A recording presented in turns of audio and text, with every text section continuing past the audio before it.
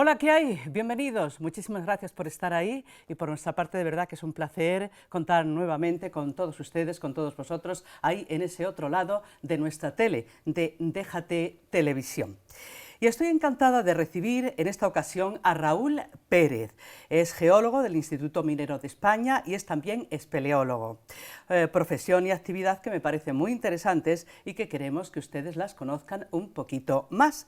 Nuestro relato hoy, lógicamente, va a ser un fragmento de esa gran obra de Julio Verne, Viaje al centro de la Tierra, como no podía ser de otra manera, dado el tema que vamos a tocar. Raúl Pérez, hola, bienvenido. Muchas gracias.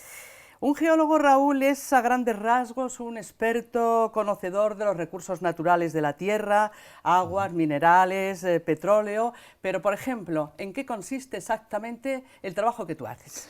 Bueno, yo trabajo en el área de riesgos geológicos del Instituto Geológico y Minero de España y trabajo en terremotos, de tal manera que mi trabajo consiste en estudiar y analizar los efectos de los terremotos en España, así como también cuando se producen crisis debidas, por ejemplo, a terremotos que sean de tipo inducido o a terremotos que alarmen a la sociedad. Trabajar en terremotos que a veces no se pueden prever con tiempo, ¿verdad? Claro, los terremotos no se pueden predecir. Digamos, yo creo que desde el punto de vista de la ciencia, uno de los grandes debes que tenemos con la sociedad es acercarnos un poquito más hacia la predicción. Pero podemos hacer muchas cosas en prevención. ¿Qué conocemos de los terremotos? Sabemos dónde ocurren, sabemos el tamaño que pueden llegar a disparar y sabemos quién los genera, que son las fallas geológicas. Así que gran parte de mi trabajo consiste en identificar las fallas, que son las encargadas de disparar terremotos, y cuáles de estos terremotos pueden ser destructivos en el territorio español. Raúl, pero una vez que se ha producido ese terremoto, ¿qué puede hacer ahí el geólogo? ¿Puede ayudar en los Claro, equipos de salvamento? sí, correcto. De hecho, nosotros hemos desarrollado una unidad de respuesta geológica de emergencia, que por el acrónimo es la URGE, dentro del Instituto Geológico y Minero, en el cual, en esta unidad de respuesta geológica, lo que hacemos es analizar y cartografía de todos los efectos geológicos que se han disparado durante el terremoto. ¿Cuáles son? Deslizamientos, caídas de roca, agrietamientos del terreno, licuefacciones. Todo esto son fenómenos con los que el gestor de la emergencia tiene que lidiar cuando se produce un terremoto. Tienes que ver si afectan las carreteras, las redes viarias, deslizamientos que afecten a viviendas, a zonas, y necesitas que haya una persona que te esté dando ese tipo de información. Además, también trabajamos en el análisis de las réplicas de los terremotos. Porque todos siempre pensamos, cuando vemos un terremoto, vemos en el telediario un punto en un mapa y que parpadea. Y esto para nosotros es un terremoto. Sin embargo, un terremoto es una dinámica que puede llevar días, semanas o incluso meses. Y esto lo vemos cuando siempre estamos, las réplicas, son réplicas fuertes, flojas, o aparece otro terremoto que ha sido disparado por el primero. Entonces, nosotros analizamos toda la información a tiempo real para dar un análisis lo más cuantitativo posible sobre la posibilidad de sufrir una réplica fuerte y dónde va a sufrir. Piensa que si tienes un terremoto que afecta a un edificio y lo ha dejado medio roto, puede venir la réplica y lo puede volver a romper. Claro. La gente va a querer volver a entrar dentro, o los equipos de rescate Claro. van a estar moviéndose en su interior. Raúl, desprendimientos de tierras, por ejemplo, pues por Sí. lluvias continuas. Ahí también estáis vosotros, pero Sí. claro, estáis una vez que ha sucedido. Sí, claro, hay dos tipos de análisis. Un primer análisis, haces una valoración de la susceptibilidad, en la cual pueda ocurrir un fenómeno de deslizamiento del terreno por lluvias. La principal pista que tienes es, primero, que haya ocurrido antes, y segundo, que tengas un terreno con material suelto donde se produzcan lluvias copiosas y muy fuertes. En segundo lugar, lo que analizamos es el desprendimiento que ya se ha ocurrido. ¿Por qué? Porque muchas veces cuando se produce, la gente dice, bueno, ya ha llegado a una zona estable y ahí se ha quedado, pero a veces es un precursor de lo que va a ocurrir, que va a venir luego otro gran deslizamiento. Esto ocurre mucho en zonas como en Brasil, en los barrios de chabolas, que vemos unos deslizamientos que hacen desaparecer barrios enteros. O sea que cuando hay catástrofes naturales, ahí está el geólogo también para Hay un geólogo echar una para dar mano. información, para ayudar en la gestión, para tomar decisiones, o incluso para saber si lo que tú has hecho para intentar evitar eso ha sido suficiente o no ha sido suficiente, porque si tú sabes que se te va a deslizar o se te va a mover un trozo del terreno, lo primero que te preguntas es cuánto. ¿Por qué? Porque cuanto más terreno tengas, más dinero vas a tener que poner. O si tienes que hacer una remediación, que tienes que penetrar la tierra 10 centímetros, no te va a costar lo mismo que si tienes que penetrar 1 metro. Entonces, ese tipo de información nosotros somos los que generamos. Y el geólogo baja a la mina también, estudia Por los supuesto, materiales de sí. la mina. Nosotros pensamos que vuestro trabajo es hermoso, sobre todo en las minas de oro, porque imaginamos también, como no Y las de entendemos nada, esmeraldas. que ahí hay pepitas como garbanzos, que no es Sí, así. no es así, no. Generalmente las vetas de oro, esta idea de las películas en que ves a una Claro. persona con un trozo de oro en la mano y los ojos desorbitados diciendo soy rico, eso no es así. Pero sí que es verdad que también ocurre lo mismo en las minas de diamante, donde tú ves un diamante en bruto y dirías, pues no veo yo que sea un diamante, tú estamos pensando en un anillo. Quizá las esmeraldas sí que son más agradecidas o los ópalos. Los ópalos. Si tú estás en una mina de ópalo en Australia o en Nueva Zelanda, te puedo asegurar que vas a encontrar un ópalo y vas a abrir los ojos. Qué interesante. En las minas hay minerales no metálicos también, como el carbón, ¿verdad? Sí. Muchas cosas nos podemos encontrar en una mina, en la Ahí es, explotación de una mina. claro, fíjate, ahí estamos hablando ya de lo que son todos los recursos, lo que es, yo creo que la seña de identidad del siglo XX y que no va a ser la seña de identidad del siglo XXI, que es el carbón y los combustibles fósiles. Estamos moviéndonos hacia otro modelo de producción porque sabemos el impacto que estamos generando en el ambiente. Y lo sabemos no solamente estudiando la atmósfera. O sea, la atmósfera ahora ha cambiado. Estamos con una cantidad de CO2 superior a la que había hace 100 años y va a seguir aumentando. Pero es que eso se ve reflejado en las cuevas y da igual lo profundo que tú te metas, que ya te encuentras la señal del hombre. De la actividad que haces fuera, ya la encuentras dentro. En este sentido, y para conocimiento de nuestra audiencia, ¿qué antigüedad puede tener una explotación minera? Bueno, no me refiero a una explotación minera en concreto, sino desde cuándo el ser humano descubrió que en las profundidades podía encontrar algo de provecho para su subsistencia. Yo te diría casi desde los primeros tiempos de la época de piedra, o sea, en el momento que, claro, porque tenían que hacer pedra. Ellos tenían un problema. Una de las mayores fábricas de armas que ha existido durante el Paleolítico estaba en Madrid. ¿Por qué estaba en Madrid? Porque en la zona sur de Madrid tú puedes encontrar mucho sílex y el sílex que encuentras es muy bueno ¿para qué? Para hacer puntas de lanza, raspadores, hachas de mano, etc. De tal manera que venían todos los pequeños pobladores que había durante el Paleolítico, venían aquí a Madrid a encontrar, a buscar para hacer armas. Igual que ahora nosotros hacemos armas de otra manera, entonces, en aquel entonces, aquello era lo que estaba al borde del conocimiento. Entonces, venían a hacer armas. Se dieron cuenta también que las armas estaban en el suelo, pero una vez que agotabas todas las que te encontrabas en el suelo, ¿qué tenías que hacer para volver a encontrar más? Excavar.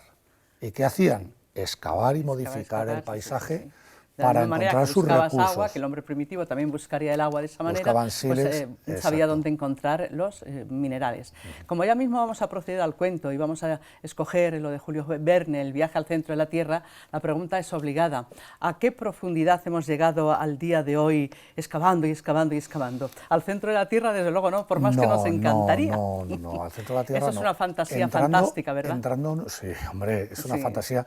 Pero fíjate, es impresionante. Yo recuerdo este libro, es uno de los libros que a mí más me marcó cuando yo era joven, precisamente por la posibilidad de llegar al centro de la Tierra. O sea, yo me creía que el relato, o sea, que realmente en aquel entonces yo podía tener 12, 13 años y yo pensaba que se podía llegar físicamente al centro de la Tierra, que por qué no se hacía un agujero para llegar al centro de la Tierra. Obviamente desconocía lo que son los efectos de la presión y la temperatura y que realmente entrando en cuevas naturales, la cueva natural más profunda que se ha investigado son 2.200 metros de profundidad, o sea, 2,2 kilómetros, y por ahí debe de andar la mina más profunda, o sea, que no debe andar mucho más. Te quiero decir, aunque el hombre tiene capacidad, por ejemplo, de inyectar fluidos a más de 4 kilómetros de profundidad, a más de 4.000 metros, que eso sí que lo hemos conseguido, para hacer geotermia, para hacer extracción de petróleo o de algunos otros hidrocarburos, sí que es verdad que yo pensaba que podíamos llegar a los 6.000 kilómetros de profundidad que podríamos necesitar para llegar al núcleo de la Tierra. Pero como Julio Verne llegó con esa historia fantástica, vamos a extraer un párrafo de ese libro, si te parece, y se lo vamos a ofrecer a nuestra audiencia. De acuerdo. Había elegido, la verdad es que me había costado pensar cuál era el párrafo, porque la parte final, cuando salen por el volcán, es muy interesante, cuando descifran las palabras, que luego realmente era un juego de adivinanza muy sencillo, pero que en aquella época era muy complicado, porque la gente no leía tanto como ahora. Entonces, el mandar un mensaje secreto escribiendo las palabras al revés, eso era una cosa que para la mayoría de la gente era totalmente indescifrable. Ahora, hoy en día, nos parece un juego de niños pequeños. Pues vamos a ello. He seleccionado esta parte. Mi tío no gozaba, por desgracia, de una gran facilidad de palabra, por lo menos cuando se expresaba en público, lo cual para un orador constituye un defecto lamentable. En sus explicaciones en el Johanneum se detenía a lo mejor luchando con un recalcitrante vocablo que no quería salir de sus labios, con una de esas palabras que se resisten, se hinchan y acaban por ser expelidas bajo la forma de un taco, siendo este el origen de su cólera. Hay en mineralogía muchas denominaciones semigriegas, semilatinas, difíciles de pronunciar, nombres rudos que desarrollarían los labios de un poeta. No quiero hablar mal de esta ciencia, lejos de mi profanación semejante, pero cuando se trata de las cristalizaciones romboédricas, de las resinas retinasfálticas, de las selenitas, de las tungstitas, de los molibdatos de plomo, de los tungsatatos de magnesio, de los titanatos de circonio, bien se puede perdonar a la lengua más expedita que tropiece y se haga un lío. En la ciudad era conocido de todos este bien disculpable efecto de mi tío, que muchos desahogados aprovechaban para burlarse de él, cosa que le exasperaba en extremo, y su furor era causa de que arreciaran las risas, lo cual es de muy mal gusto hasta en la misma Alemania. Y si bien es muy cierto que contaba siempre con gran número de oyentes en su aula, no lo es menos que la mayoría de ellos iban solo a divertirse a costa del catedrático.